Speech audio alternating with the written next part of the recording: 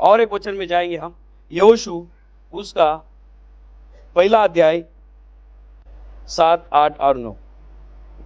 व्यवस्था की यह पुस्तक तेरे चित्त से कभी न उतरने पाए, इसी में दिन रात ध्यान दिए रहना, इसलिए कि जो कुछ उसमें लिखा है उसके अनुसार करने की तू चौकसी करे, क्योंकि ऐसा ही करने से तेरे सब काम सफल होंगे और तू प्रभावशाली होगा। व्यवस्था की यह पुस्तक तेरे चित्त से कभी न उतरने पाए और इसी में दिन रात ध्यान दिए रहना। प्रभु का वचन कहता है, जो भी वचन हमारे जीवन में आते हैं, जो भी वचन यहां से दिए जाते हैं या घर में हम पढ़ते हैं, परमेश्वर का वचन कहता है उसी में तू दिन रात ध्यान दिए रहना, उसी पर हमें मनन करना है।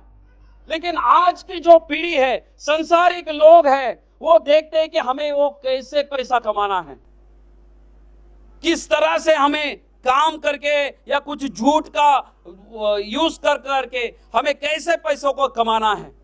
लेकिन परमेश्वर का वचन कहता है, व्यवस्था की यह पुस्तक तेरे चित्त से कभी ना उतरने पाए, इसी में दिन रात ध्यान दिए रहना।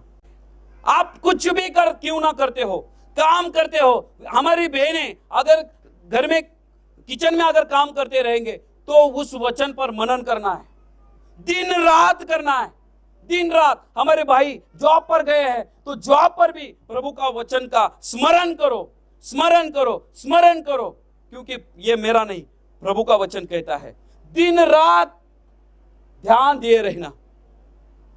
ये हमारे चित्त से जो हमारा जो वचन है वो वचन हमारे चित्त से निकल ना पाए। जब एक मुसीबत हमारे जीवन में आती है, आपको पता है कितने सारे ऐसे लोग हैं जहां पे हम प्रार्थना के लिए जाते हैं तो वो बाइबल उठाते और बाइबल उनके, अगर वो वेंटिलेटर पे है तो उनके तकी के बाजू में ये बाइबल रख दिया जाता है। वो बीमार है, बाइबल रख दिया जाता है। उसको नींद नहीं आ रहा है, बाइबल रखने से कुछ नहीं होगा। बाइबल अगर हम उस बीमार के सर के पास में रखेंगे कुछ नहीं होगा। परेशानी आएंगी तो हम उसको मोबाइल उठाकर दिखाएंगे, मेरे मोबाइल में बाइबल है, मेरे मोबाइल में बाइबल है। वो शैतान कभी आपके पास जो बाइबल है उससे कभी नहीं डरता है, उससे कभी नहीं डरता है। आपके बैग में बाइबल है, उससे कभी नहीं डरता है।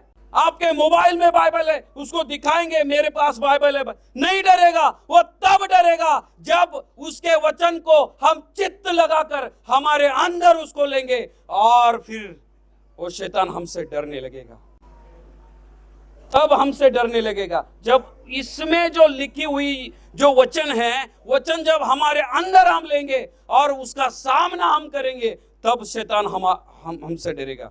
वो नहीं डरेगा, बाइबल उसको कितना भी दिखाओ, कितना भी। ये मूवी नहीं है, मूवियों में हम देखते हैं कि अगर कोई शैतान आता है तो कुछ चीजें उसको दिखाकर उसको डराते, ये वो। मैं सांसारिक लोगों की मैं बात कर रहा हूँ, उनको ये दिखाते, वो डर के भाग जाता, वो भाग जाता। ये सिर्फ कल्पनाएं हैं, ये सिर्फ काल्पनिक है। अगर हम सत्य का सामना हम जब करेंगे, जब सत्य में हो करके उस शैतान से जब हम सामना करेंगे तो हम उसको दिखाकर उसको डरा नहीं सकते। हम उसको बोलकर, हमारे जो बीच में है, हमारे अंदर है, वो बोल करके उससे हम लड़ सकते हैं। इसीलिए प्रभु कहता है, व्यवस्था की यह पुस्तक तेरे चित्त से कभी न उतरने पाए। हमारे चित्त से ये कभी न उतरने पाए। हमारे बीच में, हमारे अंदर इस वचन को इतना डालो, इतना डालो, जब कभी हमें लगता है, जब कभी हमें लगता है कि हम परेशानियों में जूझ रहे हैं, तब ये हमारे मुख से वचन निकलने पाए। फिर बाद में कहता है, इसलिए कि जो कुछ उसमें लिखा है उसके अनुसार करने की तू चौकसी करे, क्योंकि ऐसा ही करने से तेरे सब काम सफल होंगे। आज हमारे काम सफल क्यों नहीं हो रहे? क्यों हम एक काम पूरा होने के लिए साल लग रहा, 2 साल लग रहा है? इसका कारण भी यही हो सकता है कि हम हमारे जीवन में वचन की कमी है, हमारे जीवन में वचनों की घटी है, हमारे जीवन में वचन हम पढ़ते नहीं हैं। क्योंकि वचन में लिखा है, रोमियो 10 और उसके 17 में लिखा है, सो विश्वास सुनने से और सुनना मसीह के वचन से होता है। विश्वास सुनने से होता है और सुनना मसीह के वचन से होता है। ये वचन जब हम सुनते हैं, वचन जब हम पढ़ते हैं, तो हमें ऑटोमेटिक विश्वास आने लगता है। क्या विश्वास आने लगता है? जो भी हमारे पास है, आज मेरे अकाउंट में 1000 रुपए है, तो मैं उस 1000 रुपए से मैं 10 लाख रुपए का कोई भी क्यों ना व्यवहार हो, मैं कर सकता हूं। यह कहां से आता है? विश्वास सुनने से आता है। विश्वास सुनने से और सुनना मसीह के वचन से होता है। वचन हमारे जीवन में है, तो मैं यीशु के नाम से कह रहा हूं। हाँ, कुछ लोगों को लग रहा है ऐसा हो सकता है क्या, ऐसा हो सकता है क्या? यही तो बड़ा प्रॉब्लम है, यही तो बड़ा प्रॉब्लम है कि हम सोचते कि ऐसा हो सकता है क्या, ऐसा भी हो सकता है क्या, हम ऐसा भी कर सकते हैं क्या? इतना अमाउंट लेकर के इतना बड़ा चीज हम खरीद सकते हैं क्या? हाँ, पांच तो रोटियां थी, 5000 लोगों को खिलाना था, इतना सा था, लेकिन इतना बड़ा हो गया था, इतना बड़ा हो गया था।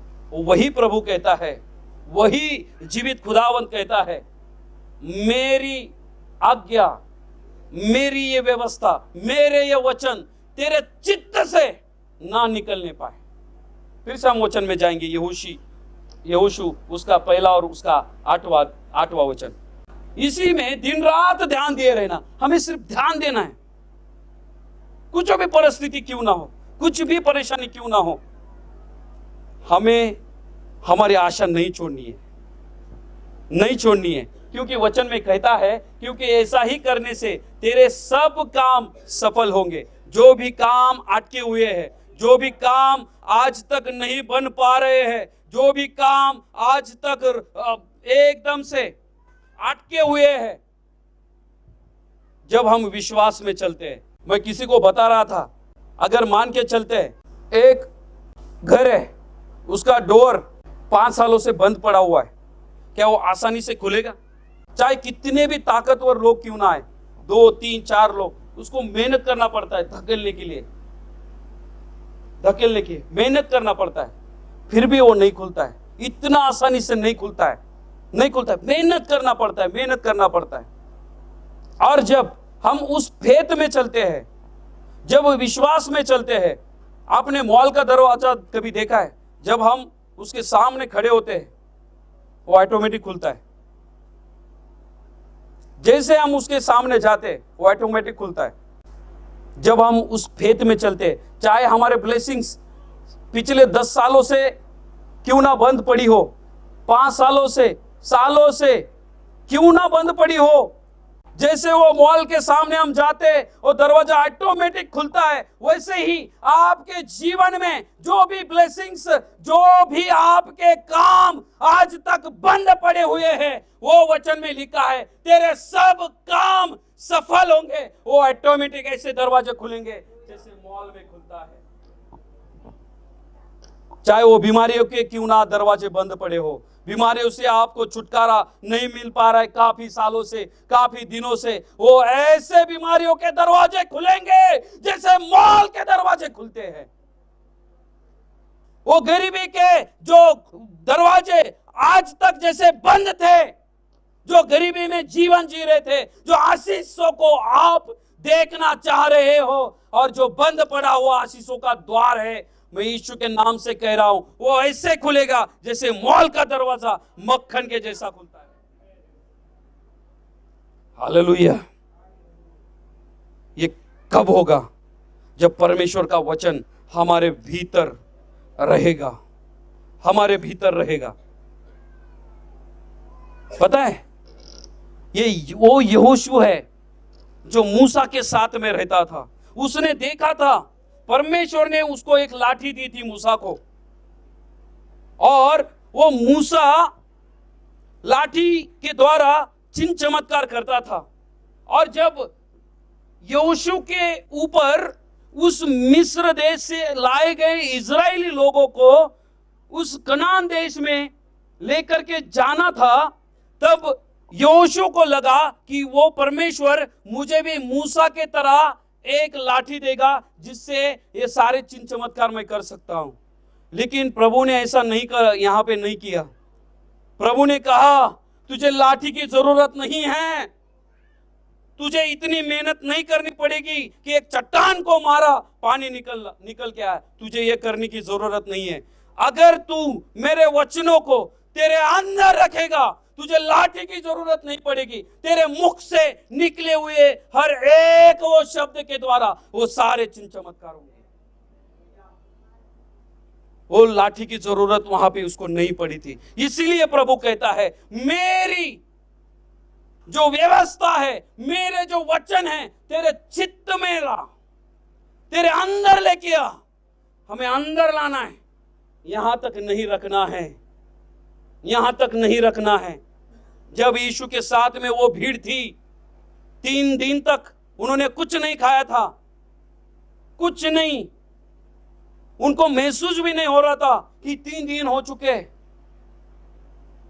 3 दिन हो चुके, खाने का कुछ उनको याद नहीं है। अमन एक वचन डाला मरकुस उसका 8 अध्याय वचन 1, 2, 3। उन दिनों में जब फिर बड़ी भीड़ इकट्ठी हुई और उनके पास कुछ खाने को न था, तो उसने अपने चेलों को पास बुलाकर उनसे कहा, नेक्स्ट वर्स, मुझे इस भीड़ पर तरस आता है क्योंकि यह 3 दिन से बराबर मेरे साथ है। ये 3 दिन क्या हो रहा था? इस वचन में कुछ ट्रेजर है, वो गोल्ड का एक बड़ा सा कुछ छुपा हुआ है, वो हमें निकालना है।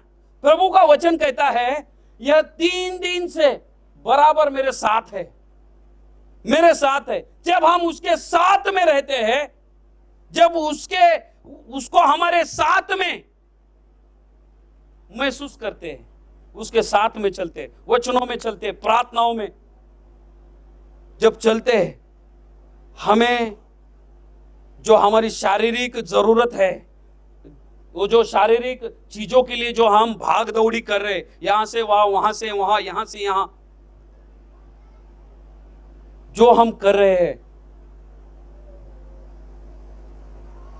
जब उसके साथ में हम रहते तो हमें हमारे शरीर की कुछ जरूरतें हमें दिखाई नहीं देती। क्यों? हम आत्मा में चल रहे, आत्मा में चल रहे, आत्मा में चल रहे। यहां पे कहता और उनके पास कुछ भी खाने को नहीं, कुछ भी खाने को नहीं। और फिर उसके बाद में वचन में लिखा है, हाँ नेक्स्ट, यदि मैं उन्हें भूखा घर भेजूं तो मार्ग में, कहां पे? मार्ग में, जब हम उसके उपस्थिति से बाहर जाते हैं तब मार्ग में थक कर रह जाएंगे, क्योंकि इनमें से कोई कोई दूर से आया है।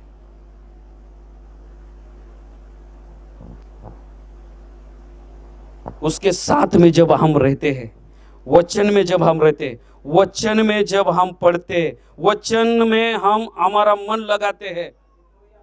वो क्या कर रहे थे? 3 दिन तक वो आत्मिक मन्ना ले रहे थे, आत्मिक भूख को तृप्त कर रहे थे। इसलिए उनको शारीरिक भूख नहीं लगा, इसलिए वो शारीरिक भूख में नहीं थे। और फिर बाद में अभी यीशु को छोड़कर बाहर जाना था, तब यीशु को पता था जब ये मेरे उपस्थिति से यानी कि बाहर जाएंगे, तब भी प्रभु कहता है, तब भी हमारा केयर करने वाला परमेश्वर है, तब भी वो हमारा केयर करता ही करता है, चाहे कुछ भी हो जाए, कुछ भी हो जाए। इसे हमें आत्मिक चीजों को हमें बलवंत करना है, तब हम लोभ रहित होंगे, तब हम इन पैसों के पीछे नहीं भागेंगे। जब हम आत्मिक चीजों में परमेश्वर के साथ में हम हमारा पूरा जीवन बिताते हैं, तो शारीरिक चीजों में परमेश्वर हमारी सारी चीजों को पूरा करता है, सारी चीजों की जरूरतों को पूरा करता है। जब हम आत्मिक चीजों की ओर ध्यान लगाते हैं, उन्होंने वही किया। 3 दिन तक वो प्रभु बोलता था, ये सुनते थे, बोलता था, सुनते थे। और वो क्या करते थे, वो देखते थे कि लंगड़े चलने लगे। 3 दिनों में क्या क्या हो रहा था, वो लंगड़ा चल रहा था, वो गूंगा बोल रहा था। वो इतने चमत्कार देखते हुए उनका पेट वो एकदम वो देख करके तृप्त हो रहा था। इसीलिए उनको 3 दिन तक भूख नहीं लगा। वो 3 दिनों तक प्रभु ने उनके शारीरिक जो भी उनकी जरूरत थी, वो जरूरतों का प्रभु ने ख्याल किया। शारीरिक चीजों का प्रभु ने उनका एकदम केयर किया। जब हम आत्मिक चीजों में बलवंत होते हैं तो हमारा शारीरिक चीजों का पूरा ख्याल हमारा जीवित खुदावंद हमारा करता है। हमें शारीरिक चीजों की ओर ना देखते हुए आत्मिक चीजों की ओर हमें देखना है। इसीलिए परमेश्वर का वचन कहता है, फिर से हम जाएंगे यहोशू की किताब में, उसका 1 अध्याय और 8 वचन में, क्योंकि ऐसा ही करने से तेरे सब काम सफल होंगे। हमारे जो काम रुक पड़े हैं अभी तक, अगर हमें उसे सफल करना है, हमें अगर उस कामों में जयवंत होना है, अगर उस काम में हमें जीत मिलाना है, तो हमें सबसे पहले वचन की गहराइयों को, उस वचन की गहराइयों में हमें जाना पड़ेगा। हम देखते हैं कि पतरस और उसके साथी जो थे, उनको रात भर मेहनत करने से कुछ भी नहीं मिला था, कुछ भी नहीं मिला था। और जब यीशु वहां पे आया और यीशु ने कहा कि इस बोट को गहराइयों में लेकर के चलो, इसका मतलब क्या है कि हमें वचन में भी गहराई में जाना पड़ेगा। वचन को हमें ढूंढना पड़ेगा, वचन को हमारे जीवन में लेना पड़ेगा, क्योंकि मैंने वचन कहता है तेरे चित्त से कभी न उतरने पाए, इसी में दिन रात ध्यान दिए रहना। किसी जादू की छड़ी को आप मत ढूंढो, ये ऐसा होगा वैसा मत ढूंढो। अगर आपके जीवन में वचन है, वो वचन ही आपके सब बिगड़े हुए कामों को सफल करेगा। ये वचन सफल करेगा। सारे वो बिगड़े हुए बीमारियों को वचन सफल करेगा। क्यों ऐसा होता है? जब वचन सुनते हैं तो कुछ लोग एकदम से चंगा होते हैं। जब वचन सुनते सुनते ही कितने सालों से जो भी बीमारियां हैं, वो बीमारियों से एकदम से चंगा होते हैं। ये क्यों? वचन में उतना पावर है, वचन में इतनी ताकत है कि वो कुछ भी कर सकता है। इसीलिए सब काम सफल होंगे और तू प्रभावशाली होगा। हाँ, तेरे काम ही सफल नहीं होंगे, हम प्रभावशाली भी होंगे। लास्ट वर्स 9, क्या मैंने तुझसे आज्ञा नहीं दी? हियाव बांध कर दृढ़ हो जा, भय न खा और तेरा मन कच्चा न हो, क्योंकि जहां जहां तू जाएगा वहां वहां तेरा परमेश्वर यहोवा तेरे संग संग रहेगा। वो कभी हमें छोड़ेगा नहीं, वो कभी हमें त्यागेगा नहीं। ये कब होगा? ये कब होगा? क्योंकि जहां जहां तू जाएगा वहां वहां तेरा परमेश्वर यहोवा तेरे संग रहेगा। अभी हम जाएंगे फिर से इब्रानियों 13:5 में। तुम्हारा स्वभाव लोभ रहित हो और जो तुम्हारे पास है उसी पर संतोष किया करो, क्योंकि उसने आप ही कहा है कि मैं तुझे कभी न छोड़ूंगा और न कभी तुझे त्यागूंगा। वो कभी हमें छोड़ता नहीं है। सिर्फ हमें ना हमारी शारीरिक जरूरतों से बाहर निकलकर हमें परमेश्वर की ओर देखना है। एक बहुत बड़ा बिजनेसमैन था, उसका एक ही बेटा था और वो बेटा मिलिट्री में था और वो शहीद हुआ, मर गया वो। फिर उसके एक फ्रेंड ने उसका एक चित्र बनाया, उसका एक पेंटिंग बनाया उसके बेटे का, और वो लाकर के उसके पापा को दे दिया। वो पापा ने ले लिया, देखा एकदम बढ़िया वो पेंटिंग बनाई थी। वो पेंटिंग घर में लगाया और हर दिन उसको देखता था, हर दिन उस पेंटिंग को देखता था, उस चित्र को देखता था। वो बहुत बड़ा बिजनेसमैन था, बहुत बड़ा। वो हमेशा उस चित्र को देखता था। एक दिन उसके मन में ख्याल आया कि उसके पास और भी नेचर की, हॉर्स की, प्राणियों की बहुत सारे पेंटिंग्स थे। उसने बोला कि हम क्या करेंगे, इस सारे पेंटिंग को मैं बेच दूंगा करके एग्जीबिशन लगाया। और उस एग्जीबिशन में सारे फोटो के बीच में उसके वो बेटे का पेंटिंग भी वहां पे रखा। सारे लोगों को बुलाया। ऑफ कोर्स वो बहुत सारी महंगी महंगी वो पेंटिंग्स थी, बहुत महंगी महंगी थी। और उसके बीच में उसके बेटे का एक फोटो लगाया और बोला कि इस एग्जीबिशन की स्टार्ट मेरे बेटे के पेंटिंग से होगी। तो उसका प्राइस लगाया उसने $10। कोई हाथ नहीं उठा रहा था, कोई हाथ नहीं उठा रहा था पेंटिंग लेने के लिए। लेकिन एक बंदा बोला कि वो पेंटिंग मैं खरीदने के लिए मैं तैयार हूं, $10 में। वो रेडी हो गया, वो सामने आया, वो $10 उसको दिया और वो पेंटिंग ले लिया। बोला रुको, सिर्फ एक पेंटिंग आपको मैं नहीं दूंगा, इसके साथ में जो भी इतने महंगी महंगी जो भी पेंटिंग्स है मैं आपको उसके साथ में फ्री में दूंगा। बोला क्यों? सब देख रहे, अरे क्यों ऐसा क्यों कर रहा है, क्यों कर रहा है? इतने महंगी सारी $10 में सिर्फ एक फोटो उसने खरीदा, एक पेंटिंग खरीदी, तो ये सारी पेंटिंग्स उसको फ्री क्यों दे रहा है, क्यों दे रहा है? तब वो जो बिजनेसमैन था वो बोल रहा था कि ना तो ये बंदा मेरे बेटे को जानता है, ना पहचानता है, ना उसने उसको देखा है, तब भी मेरे बेटे की तस्वीर, मेरे बेटे की पेंटिंग खरीदने के लिए तैयार है। मैं क्यों ना उसको ये सारा कुछ दे दूं।